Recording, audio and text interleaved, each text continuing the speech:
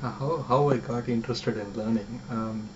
See, like I mentioned earlier, right from the young age, I'm big into experimentation. I always try things out and been consistently doing that. And then my life had a lot of very interesting trajectories.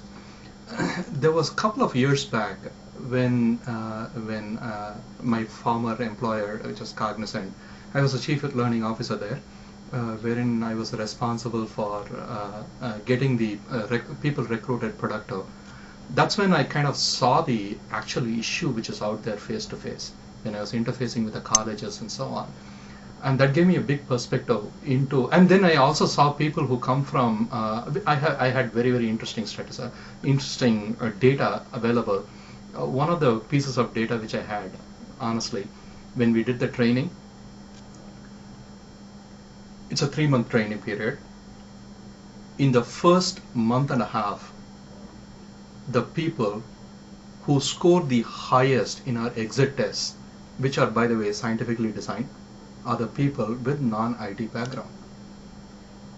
They are as much as 30 to 50% higher in the scoring. Then what happens is, when we put the data, the IT fellows get stung, and then they come back and then level the whole thing. So there is some. So I was kind of reflecting, what is going on here? So essentially, what was going on was, what you need is just an interest to learn and skill yourself. So learning is not, at least learning to function, learning to do some activity, presupposes an interest in that. It is not necessarily how much you crammed, because when you come to a workplace, the most of the thing which we use for assessment is not like how it happens in the university, which is more mostly, if I were to use a technical term, Bloom's taxonomy, it will be knowledge and comprehension.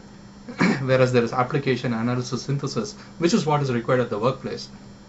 So to know the relevancy of what you do, the fact that you knew so many data points is absolutely irrelevant.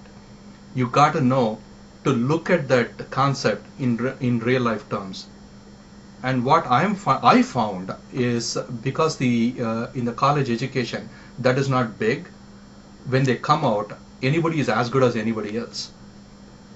Maybe there may be certain core engineering wherein there might be a little disparity, because there is a need to be familiar with heavy machinery. But definitely in the knowledge area and the intellectual area, there is definitely there is no difference.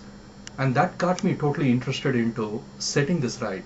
Essentially, the question which actually one student asked me is, when we went to do the training program, "Sir, can I ask you a question?" I said, "Sure, shoot.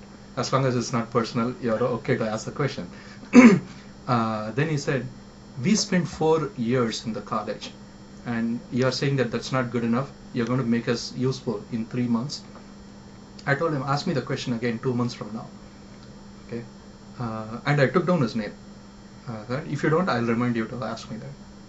2 months after that, I went and we went for there was a meeting, and I was there, and he jumped up and said, no, I spotted him and said, "Hey, you, so you want to ask the question again?" "No, sir, I think I found the answer." "Okay, you care to tell me and everybody?" "No." "Yeah, earlier we were studying for the exams and marks. Now we are learning in how to do something, and working backwards from there and trying to connect the concepts. That's a huge difference. Since we didn't look at it from that perspective, we spent 4 years and still we are clueless." And that is very interesting. And that is what got me deeply thinking about it. And came a point wherein we see it in all the movies and everything, which is sort of true, wherein somebody has an education, they gets a degree, but then the employment is a different story.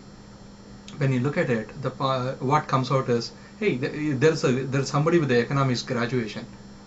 Does that person know the macroeconomic impacts of what is happening, or even microeconomic impact? Can the person read, let's say, business line and make sense out of what is being written there from an economic perspective? Absolutely not. So what are they learning? What is the relevance of what they're doing? And so that is, it could be a rhetoric question, or it could just be a question. I looked at it from another perspective, saying that, hey, what a waste. if these people cannot relate to, we are the youngest country in the world and we are in unprecedented time in the history of the world. What a waste. And that got me thinking in terms of how to make the change.